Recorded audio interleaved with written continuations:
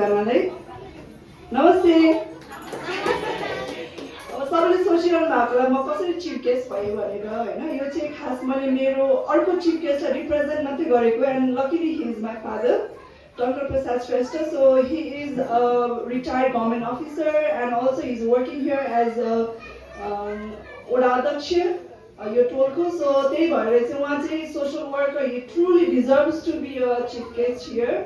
So he is a social worker now. He works for the benefit of the school.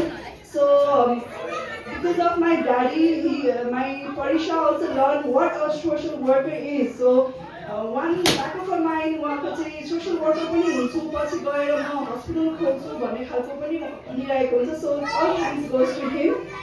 So अब अरू कुरा गर्दाखेरि talking about the school होइन. So अब अहिले चाहिँ आउट अफ चिफ गेस्ट आएर चाहिँ एज अ प्यारेन्ट होइन. So I really love the school. So मेरो ड्याडी म हामी सबै चाहिँ एकदम वेल विसर अफ द स्कुल होइन. अनि यहाँको टिचरहरू अलवेज वेल डेडिकेटेड अनि जहिले पनि एकदमै मनपर्ने भनेको चाहिँ अलवेज रिसिभिङ आवर कल होइन and then taking our concerns and then working on it होइन. सो यो चाहिँ एकदमै मलाई डेडिकेटेड टिचर्सलाई पनि एउटा राउन्ड अफ अप्लज गर्नु मन लागेको छ होइन. And similarly Indira ma'am she is always so positive and receiving होइन. जे पनि फिडब्याक हुन्छ अनि जे पनि हामीले कुरा गर्छौँ so she is so receiving and एउटा पोजिटिभली लिनुहुन्छ. सो यसको लागि पनि म थ्याङ्क यू भन्न चाहन्छु होइन.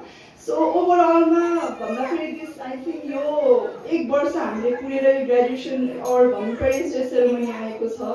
So this is a very celebrating day for our children. So यो पनि सक्सेसफुली रन भएको छ अहिलेसम्ममा. सबैजनाहरूलाई डिस्ट्रिब्युसन पनि भयो होइन. एन्ड देन ग्रेजुएसन सेरेमनी पनि भइसक्यो. सो अर्को विस भनेको चाहिँ यो स्कुल चाहिँ अझै योभन्दा पनि फ्लोरिस हुँदै जाओस् होइन. अब अहिले त हाम्रो युकेजीसम्म मात्र छ होइन. सो भोलि पर्सि हामी चाहिँ प्राइमेरी स्कुल सेकेन्डरी स्कुल होइन यसको +2 पनि खोलेको चाहिँ हामी एकदमै यो चाहिँ हाम्रो सपना नै छ होइन. सो इन्दिरा म्यामलाई अहिलेदेखि नै म यसमा लाग्नुहोस् भन्न चाहन्छु. So I wish you all a luck. Thank you so much.